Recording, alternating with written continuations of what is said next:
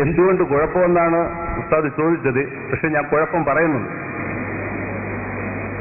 ഈ കഥ റിപ്പോർട്ട് ചെയ്തത്, ഈ കഥയ്ക്ക് ബദലായിട്ട് ഞങ്ങളുടെ പണ്ഡിതന്മാർ ഇഷ്ടം പോലെ മറുപടി തന്നിട്ടുണ്ട്. ഇതിന്റെ സനത് ശരിയല്ല, ഒന്നാമത്തെ കാര്യം. രണ്ടാമത്തെ കാര്യം, ഈ കഥ റിപ്പോർട്ട് ചെയ്തത് സെയ്ഫ് എന്ന് പറയുന്ന ഒരു കള്ളനാണ്. അബൂ ദാവൂദ് റളിയല്ലാഹു അൻഹു അവരെ പോലത്തെ മഹാപണ്ഡിതന്മാർ പറഞ്ഞിട്ടുണ്ട്, ഈ സെയ്ഫ് എന്ന് പറയുന്ന ആളെക്കാൾ വലുത് ഒരു പൈസയാണ്. ഇതേപോലെ 4 പണ്ഡിതന്മാർ രേഖപ്പെടുത്തിയിട്ടുണ്ട്. ഈ കഥ റിപ്പോർട്ട് ചെയ്ത സെയ്ഫ് കള്ളനായതുകൊണ്ടിട്ട് ഇയാളുടെ ഒരു ഹദീസും നമുക്ക് സ്വീകാര്യമല്ല എന്ന് പറഞ്ഞതിന്റെ അടിസ്ഥാനത്തിൽ ഈ കഥ നമുക്ക് സ്വീകരിക്കാൻ പറ്റുകയില്ല എന്നാണ് ഞാൻ പറയുന്നത്. അത് പച്ചക്കള്ളമാണ്. ശുദ്ധ വെള്ളം ചേർക്കാത്ത ശുദ്ധമായ പന്നിമാംസം എന്ന് പറയുന്നത് പോലെയുള്ള ശുദ്ധമായ കളമാണ് നിങ്ങളാ പറഞ്ഞത് എന്ന് നിങ്ങളെ എനിക്ക് അറിയിക്കാൻ കഴിഞ്ഞതിൽ വലിയ സന്തോഷമുണ്ട്. ഞാൻ വായിക്കാം ഇതിന്റെ തനത്. നിങ്ങളെ പണ്ഡിതന്മാര് മഹാകള്ളന്മാരാണെന്ന് ഞാൻ ഒന്നുകൂടി തെളിയിക്കുകയാണ് ഇവിടെ. കാരണം സെയ്ഫാണ് അത് റിപ്പോർട്ട് ചെയ്തത് എന്നാ പറയുന്നത്. ഞാൻ വായിക്കാം തനത്. ഞങ്ങളെ വകയല്ല, നിങ്ങളാണ് പറയുന്നത്. കേട്ടോളി നിങ്ങൾ. അഖ്ബറുനാ ഖാല ഹാഫിദ് അബൂ ബക്കർ അൽ ബൈഹഖി ഖാല അഖ്ബറുനാ അബൂ നസ്ർ ബിൻ ഖതാദ വഅബൂ ബക്കർ ബിൻ ഫാരിസി ഖാല ഹദ്ദസനാ അബൂ അംർ ബിൻ മത്ർ. എന്താ പറയുന്ന അബൂ ബൈഹഖി പറയുന്നു, അഖ്ബറനാ, നമ്മളോട് ഈ ഹദീസ് പറഞ്ഞത് അബൂ നസ്ർ ബിൻ ഖതാദ, ഖതാദന്റെ മകനായ അബൂ നസ്ർ എന്നവരാണ്. അബൂ ബക്കർ ബിൻ ഫാരിസി എന്നവരുമാണ്. ഖാല, രണ്ടുപേരും പറഞ്ഞു. ഹദ്ദസനാ, ഞങ്ങളോട് പറഞ്ഞത് അബൂ അംർ ബിൻ മത്ർ എന്ന് പറയുന്ന ആളാണ്. ഹദ്ദസന, അവർ പറയുന്നു ഞങ്ങളോട് ഇത് സംഭവം പറഞ്ഞത് ഇബ്രാഹിം ബിൻ അലി ജുഹനി എന്നവരാണ്. ഖാല, അദ്ദേഹം പറയുന്നു ഹദ്ദസന, ഞങ്ങളോട് പറയുന്നത് യഹ്യ ബിൻ യഹ്യ എന്നവരാണ്. ഖാല, അദ്ദേഹം പറഞ്ഞു ഹദ്ദസന അബൂ മുആവിയ, ഞങ്ങളോട് പറയുന്ന അബൂ മുആവിയാണ്. അവരോട് പറയുന്നതാണെങ്കിൽ അഹ്മസി എന്നവരാണ്. അവരോട് ഹദീസ് പറയുന്നത് നബി സ്വാലിഹ് അബൂ സ്വാലിഹ് എന്നവരാണ്. അദ്ദേഹത്തോട് പറഞ്ഞാൽ മാലിക്കുദ്ദാർ എന്നവരാണ്. ഖാല, മാലിക്കുദ്ദാർ താബിഇയാണ്. വഖാല ഖാസിന ഉമർ റളിയല്ലാഹു അൻഹുവിന്റെ ഖജനാവിന്റെ, അതായത് അന്നത്തെ ഭക്ഷണകുത്ത് മന്ത്രിയായിരുന്നു എന്നാണ് പറയുന്നത്. അങ്ങനെയുള്ള അത്രയ്ക്ക് സൂക്ഷിപ്പുകാരനും വിശ്വസ്തനുമായ ആളാണ്. അവരാണ് പറയുന്നത് ഖാല അസാബന്നാസ തഹത്തു എന്ന് പറഞ്ഞ സംഭവം പറയുന്നത്. ഇതിലെവിടെ നിങ്ങൾ പറഞ്ഞ സെയ്ഫ് ഒന്ന് കാണിച്ചു തരൂ.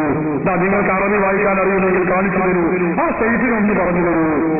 ഒന്ന് പറഞ്ഞു കിതാബ് വായിക്കാൻ തിരികെ. സെയ്ഫ് എന്ന് പറയുന്ന ആ റിപ്പോർട്ട് ചെയ്ത കിതാബ് എന്റെ വീട്ടിലുണ്ട്. വേണമെങ്കിൽ ഞാൻ വേറെ ഇവിടെ ആരെങ്കിലും ഞാൻ അത് കാണിക്കുന്നതായിരിക്കും. അല്ല, അത് നിങ്ങളുടെ വീട്ടിൽ വേറെ കിതാബ് ഉണ്ടാവോ പലതുണ്ടാവോ എനിക്ക് എതിർപ്പില്ല. പക്ഷെ ഇവിടെ ഞാനിപ്പോ ഈ പറഞ്ഞ സംഭവത്തിന് സെയ്ഫ് ഇല്ലല്ലോ. സെയ്ഫ് ഇല്ലാത്ത, നിങ്ങൾ പറഞ്ഞ സെയ്ഫ് എന്ന് പറയുന്ന ഒരാള് ഇല്ലാത്ത ഒരു പരമ്പരയാണ് പറഞ്ഞത്. എന്നിട്ട് ഹാഫിദ് ഇബ്നു കസീർ പറഞ്ഞു ഇത് ഒരു ദുർബലതയും ഇതിലില്ല, സഹിഹായ പരമ്പരയാകുന്നു എന്ന് അർത്ഥസംഖ്യമില്ലാത്ത വിധം വ്യക്തമായി പറഞ്ഞിട്ടുണ്ട്. നിങ്ങളെ വീട്ടിൽ ഇതിനെപ്പറ്റി നമുക്ക് പിന്നെ പറയാം. ഇതിനെപ്പറ്റി തീരുമാനാക്കാം. അതെന്താ ഇവിടെ എന്ത് തീരുമാനാക്കാൻ? പരമ്പര സഹിയുമാണ്. ഇത് സെയ്ഫ് റിപ്പോർട്ട് ചെയ്തതാണല്ലോ 4 പണ്ഡിതന്മാർ എഴുതിയിട്ടുണ്ട്. അതിന്റെ തെളിവ് ഞാൻ കൊടുക്കാമല്ലോ. 4 പണ്ഡിതന്മാർ എഴുതിയതിന് സെയ്ഫ് ഉണ്ടാവാം. ഇതിന് സെയ്ഫ് ഇല്ലല്ലോ.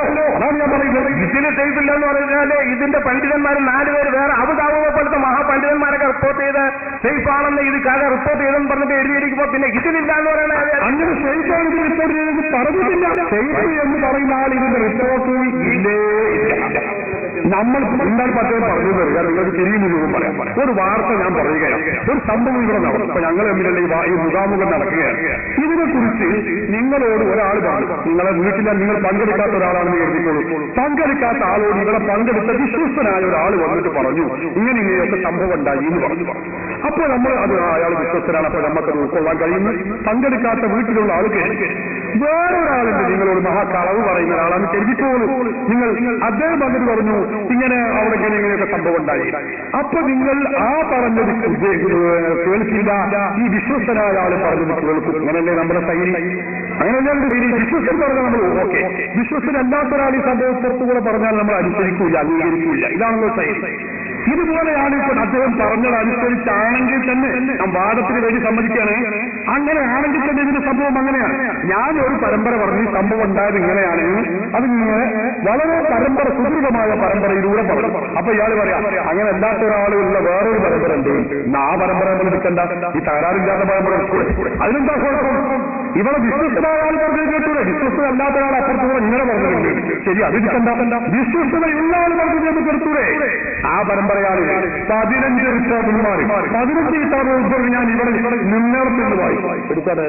അതിനൊറ്റ നിങ്ങൾ ചെയ്തില്ല. 15 കിതാബ് ചെയ്തില്ലാത്ത പരമ്പര, ചെയ്തില്ലാത്ത പരമ്പര 15 കിതാബിനെ ഞാൻ വായിച്ചു. നിങ്ങൾക്ക് കാണിക്കാൻ കഴിയുമോ? ഒരൊറ്റ പരമ്പരയിലും ആ ചെയ്ത് നിങ്ങൾ കാണിക്കാൻ കഴിയില്ല. എന്ന് മാത്രമല്ല, അത് ദുർബലമാണെന്ന് തെളിയിക്കാൻ ഒരൊറ്റ വ്യക്തിക്കും കഴിയുകയുമില്ല. 15 പരമ്പര ഞാൻ വായിക്കാം.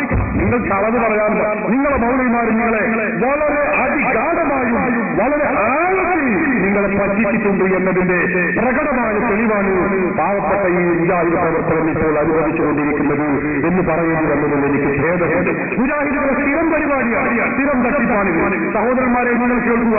ഈ ഹദീസ് റിപ്പോർട്ട് ചെയ്തിട്ടുള്ളത് കേവലം ഒരു ഇബ്നു ഹജർ അല്ല, ഇബ്നു കസീർ മാത്രമല്ല, ഇമാം ബുഖാരിയുടെ സഹീഹുൽ ബുഖാരിയുടെ കർത്താവായ ബഹുമാനപ്പെട്ട ഇമാം ബുഖാരി, ആ ഇമാം ബുഖാരി തങ്ങളുടെ ഉസ്താദ് കൂടിയായ ഹാഫിദ് ഇബ്നു അബീ ശൈബ, ഇബ്നു അബീ ശൈബയുടെ ഗുരു ഇബ്നു അബീ ശൈബ എന്ന് പറയുന്ന ഇമാം ബുഖാരിയുടെ ഉസ്താദ്, മഹാനവറുകളുടെ ഗ്രന്ഥം മുസന്നഫ് ഇബ്നു അബീ ശൈബ, അതിന്റെ വാല്യം പേര് നമ്പർ ഞാൻ പറയാം. 7-ാം വാല്യം 482-ാമത്തെ പേജ്. പരമ്പരമാണ് ഞാൻ വായിക്കാം, സമയം വെറുതെ പോകുന്നത് കൊണ്ടാണ്. പേര് നമ്പർ നിങ്ങൾക്ക് എടുത്തെഴുതാം. നിങ്ങൾ ഈ പറഞ്ഞ 4 അല്ല 40 പണ്ഡിതന്മാരോട് നിങ്ങൾ ചോദിച്ചു നോക്കൂ, ഈ പരമ്പര ഞാൻ പറയുന്നത് കളവാണോ അല്ലേ? മലപ്പുറം ജില്ലയിൽ ഒരു സ്ഥലത്ത് മുജാഹിദിന്റെ ടോപ്പ് നേതാവ്, നിങ്ങൾക്കറിയുമെന്നറിയില്ല, ഏറ്റവും വലിയ ഗ്രൂപ്പിസത്തിലൊക്കെ വലിയ നിയമത്തുള്ള ഫാറൂഖി എന്ന് പറയുന്ന വലിയ നേതാവ്, അദ്ദേഹം ഞാനുമായി ഒരു സ്ഥലത്ത് ജനന പ്രസംഗം നടത്തി. ഈ പരമ്പര ഞാൻ വായിച്ചപ്പോൾ അദ്ദേഹം പറഞ്ഞു, മുസ്ലിയാരെ സക്കാഫിയെ അത് ദുർബലമാണ്, അത് സഹിയാണെന്ന് സ്ഥിരപ്പെടുത്തുകയാണെങ്കിൽ അലവി സക്കാഫിന്റെ നടീക്കൂടെ ഞാൻ ഈ അങ്ങാടിയിലൂടെ 4 വട്ടം 10 വട്ടം നടക്കാം. 10 വട്ടം നടക്കാം. ഞാൻ പിറ്റേന്ന് തന്നെ മറുപടി പറഞ്ഞു, ഞാൻ ആ പരമ്പര മുഴുവനും എടുത്ത് സഹിയാവുന്ന ഞാൻ സ്ഥിരപ്പെടുത്തിയിട്ട് പറഞ്ഞു, കൊണ്ടുപോകും നിങ്ങൾ നിയമത്തുള്ള ഫാറൂഖിയെ. എന്റെ നടയിലൂടെ അയാൾ നടക്കണ്ട, റോട്ടിലൂടെ നടന്നാൽ മതി. എന്റെ നട അയാൾക്ക് നടക്കാവുന്നതല്ല. അതുകൊണ്ട് അയാൾ അങ്ങാടിയിലൂടെ നടക്കട്ടെ. കൊണ്ടുവരാൻ കഴിയുമോ? മുജാഹിദുകളെ വെല്ലുവിളിച്ചു. ഇതിന് പിന്നെ ശേഷം പിന്നെയുള്ള മുജാഹിദുകളെ വന്നിട്ടില്ല. അറിയോ, നിങ്ങൾ പച്ചക്കളവ് പറയാൻ മുജാഹിദുകൾ നിങ്ങൾക്ക് പഠിപ്പിച്ചിരിക്കുകയാണ്. നിങ്ങൾ എഴുതി വെക്കുക, മുസന്നഫ് ഇബ്നു അബീ ശൈബ ഹിജ്റ 226 വഫാത്തായ മഹാപണ്ഡിതനാണ്. 707-ാം വാല്യം 482-ാം പേജ്.